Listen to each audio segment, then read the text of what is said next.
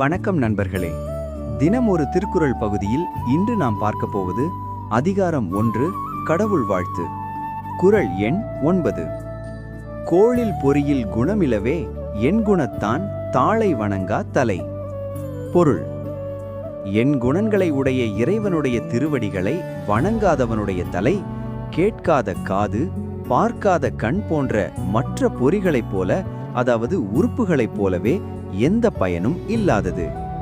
நீதி: நம்மிடம் கண், காது போன்ற உறுப்புகள் இருந்தும் அவை சரியாக செயல்படாவிட்டால் எப்படி பயனில்லையோ, அதேபோல் எவ்வளவு அறிவு இருந்தாலும் தலைக்கணம் இல்லாமல் நல்ல பண்புகளை வணங்கி போற்றாவிட்டால் அந்த அறிவால் பயனில்லை. பணிவே சிறந்த பண்பு. இந்த வீடியோ உங்களுக்கு பிடித்திருந்தால் லைக் பண்ணுங்க, நண்பர்களுடன் ஷேர் பண்ணுங்க, நமது சேனலை சப்ஸ்கிரைப் பண்ணுங்க. நன்றி. மீண்டும் நாளை சந்திப்போம்.